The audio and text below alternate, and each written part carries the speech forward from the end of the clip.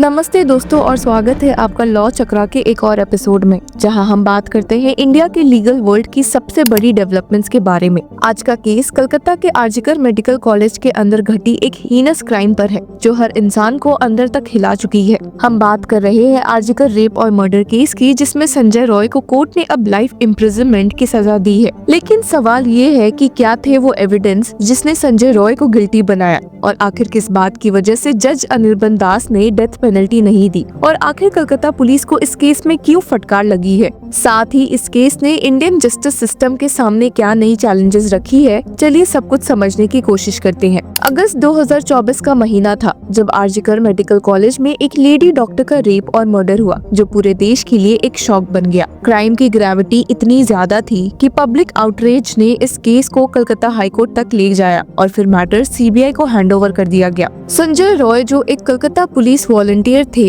इस केस में primary accused बन चुके थे। 4 महीने की इन्वेस्टिगेशन के बाद सीबीआई ने चार्जशीट फाइल की और बीते दिन सेशंस कोर्ट ने संजय रॉय को लाइफ इम्प्रिजनमेंट की सजा सुनाई। अब कई लोगों के मन में ये सवाल उठा कि भला इस केस के पब्लिक कॉन्शियंस को शेक करने के बावजूद भी जज अनिर्बन दास ने डेथ पेनल्टी क्यों नहीं सुनाई। तो आपको बता दें कि सीबीआई और प्रोसिक्यूशन और बेसिकली पूरे देश की डिमांड थी कि संजय रॉय को डेथ पेनल्टी मिलनी चाहिए। हालांकि जज अनिर्बन दास, the additional district and sessions जज ऑफ द सियालदा कोर्ट, ने कहा कि ये case rarest of rare category में नहीं आता है, जिसमें ही डेथ पेनल्टी यूजुअली अवॉर्ड की जाती है। जिसके साथ ही उन्होंने जजमेंट में स्टेट किया कि जुडिशरी का प्राइमरी काम है लॉ को अपहोल्ड करना और एविडेंस के बेसिस पर जस्टिस इंश्योर करना, ना कि पब्लिक सेंटिमेंट पर। ये बहुत जरूरी है कि कोर्ट अपना ऑब्जेक्टिविटी और इम्पार्शियलिटी बनाए रखे और ट्रायल के दौरान सिर्फ फैक्ट्स और एविडेंस पर फोकस करे, पब्लिक ओपिनियन या इमोशनल रिएक्शंस के चक्कर में ना आए। अब जहां लोग डेथ पेनल्टी अवॉर्ड नहीं होने की वजह से काफी दुखी है, उसी के साथ यहाँ एक और शॉकिंग ट्विस्ट आ गया। इन्वेस्टिगेशन और हॉस्पिटल अथॉरिटीज की गलतियां। जी हाँ, आपने सही सुना। जज अनिर्बन दास ने पाया कि ताला पुलिस स्टेशन के सब इंस्पेक्टर्स ने पहले तो केस को अननेचुरल डेथ डिक्लेयर कर दिया था और विक्टिम के पेरेंट्स की कंप्लेन को इग्नोर किया था। एडिशनल सेशंस जज ने कलकत्ता पुलिस के केस के प्रति इनडिफरेंट एटीट्यूड पर अपनी असहमति व्यक्त की है। उन्होंने पाया कि सब इंस्पेक्टर सुब्रता चैटर्जी की गवाही से चौंकाने वाली लापरवाही सामने आई है। कोर्ट ने देखा कि विक्टिम की मौत के बारे में 9 अगस्त 2024 को एक जनरल डायरी एंट्री एंटीडेटेड थी। कोर्ट्स के मुताबिक जीडी एंट्री का समय 10:10 बजे सुबह दिखाया गया था, लेकिन ऑफिसर उस समय पुलिस स्टेशन में ही मौजूद नहीं था। जज stated, this evidence of one SI of police is an eye opener that police stations are treating the cases in a very indifferent manner. It is also shocking that the concerned sub-inspector did not hesitate to say such illegal acts standing in the witness box. I did not expect such type of evidence from an officer in the rank of sub-inspector of police. Court ने unnatural death register में भी गलतियां पाई, जो police station में maintain किया गया था। एक केस नंबर खाली छोड़ा गया और बाद में भरा गया, जो नियम के खिलाफ था। जज दास ने कहा कि कोर्ट ऑफ लॉ होने के नाते मैं सब इंस्पेक्टर सुब्रता चैटर्जी के ऐसे कामों की निंदा करता हूँ। कोर्ट ने assistant sub inspector Anup Dutt को आरोपियों को पैम्पर करने के लिए भी क्रिटिसाइज किया और इंस्पेक्टर रूपाली मुखर्जी को आरोपियों के मोबाइल फोन को अनअटेंडेड छोड़ने के लिए दोषी ठहराया। जज ने कहा, इंस्पेक्टर मुखर्जी का आरोपियों से मोबाइल लेना और 9 अगस्त 2024 को ताला पुलिस स्टेशन में उसे अनअटेंडेड रखना काफी क्यूरियस है। विक्टिम के पिता को कंप्लेंट फाइल करने में काफी मुश्किलें भी आई थी। पुलिस ने उन्हें घंटों तक इंतजार करवाया और विक्टिम के माता पिता को कंप्लेंट फाइल करने की सलाह दे कर दी। जज ने कहा, मुझे समझ नहीं आता कि ताला पुलिस स्टेशन के पुलिस पर्सनल ने सब कुछ छुपाने की कोशिश क्यों की और कंसर्न्ड ऑफिसर ने ऐसे गलत काम क्यों किए। जज दास ने कमिश्नर ऑफ पुलिस कलकत्ता को ताला पुलिस स्टेशन के ऑफिसर्स के खिलाफ सख्त एक्शन लेने की सलाह दी।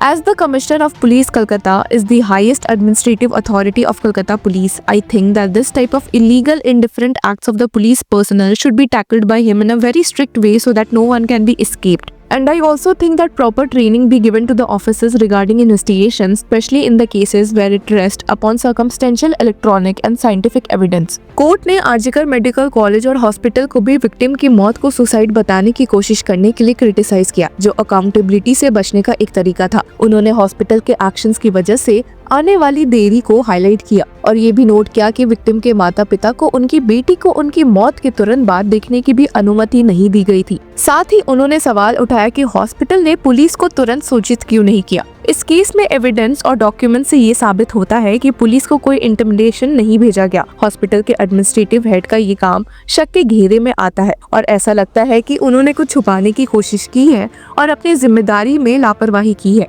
हॉस्पिटल अथॉरिटीज ने भी कवर अप की कोशिश की, सुसाइड का नैरेटिव बनाया और विक्टिम के पेरेंट्स को उनकी बेटी का बॉडी देखने तक नहीं दिया। जज अनिर्बन दास ने कहा, efforts were made to show the death as a suicidal one so that the hospital authority would not face consequences। लेकिन जूनियर डॉक्टर्स के प्रोटेस्ट और पब्लिक आउटरीच ने सच को सामने लाने में मदद की। पर सवाल ये है कि क्या थे वो एविडेंस जिसने संजय रॉय को उसके किए की सजा दिलवाई। तो आपको बता दें कि कोर्ट के 172 पेज जजमेंट ने डिटेल्ड एविडेंस को हाईलाइट किया है। पता चला कि डीएनए एविडेंस, संजय रॉय का डीएनए विक्टिम के कपड़ों और पर्सनल बिलोंगिंग्स पर पाया गया था, जो एक स्ट्रॉन्ग साइंटिफिक प्रूफ था। सीसीटीवी फुटेज, एक सेमिनार हॉल से फुटेज मिला जिसमें संजय रॉय को क्राइम सीन छोड़ते हुए देखा गया। सेल टावर लोकेशन, रॉय का सेल फोन लोकेशन भी उसी वक्त और जगह पर था जहां क्राइम हुआ। आई विटनेस रिपोर्ट्स, विटनेसेस ने कंफर्म किया कि रॉय ने उस दिन अल्कोहल कंज्यूम किया था और बिना परमिशन के हॉस्पिटल के अंदर घुस गया था। कोर्ट ने ये भी कहा कि ये क्राइम प्री प्लान नहीं था बल्कि एक सडन इम्पल्स का नतीजा था। कोर्ट ने संजय रॉय को लाइफ इम्प्रिजनमेंट के साथ ₹50,000 का फाइन लगाया है और विक्टिम के फैमिली को ₹17 लाख का कंपनसेशन देने का ऑर्डर दिया है। ये एक छोटी सी रिलीफ थी एक ग्रीविंग फैमिली के लिए जो सिर्फ न्याय की उम्मीद कर रही थी। पर शॉकिंगली विक्टिम के पेरेंट्स ने स्टेट गवर्नमेंट से ये अमाउंट लेने के लिए साफ मना कर दिया है। अब इस वर्डिक्ट के बाद लोगों में काफी मिक्स्ड रिएक्शंस देखने को मिले हैं और कई पॉलिटिकल लीडर्स भी इस मामले में डिवाइडेड है। जहां West Bengal chief minister Mamata Banerjee भी इस जजमेंट से खुश नहीं दिखी और कहा, we had demanded capital punishment for the accused, we have ensured the death penalty in cases where the state conducted the trial, the case was taken away from us and given to CBI. और शायद इसी की वजह से अब waste Bengal government ने इस order को चैलेंज करते हुए कलकत्ता हाईकोर्ट का रुख किया है और डेथ पेनल्टी की मांग की है। तो दोस्तों, ये केस सिर्फ एक कन्विक्शन की बात नहीं है, ये हमारे लीगल और हेल्थ केयर सिस्टम्स के फ्लॉज को भी हाईलाइट करता है। पुलिस और हॉस्पिटल अथॉरिटीज ने अगर टाइमली एक्शन लिया होता तो शायद केस काफी पहले सॉल्व हो जाता। कोर्ट का ये जजमेंट हमें एक रिमाइंडर देता है कि जस्टिस के लिए फाइट करना जरूरी है, लेकिन एक एफिशिएंट सिस्टम भी होना उतना ही जरूरी है।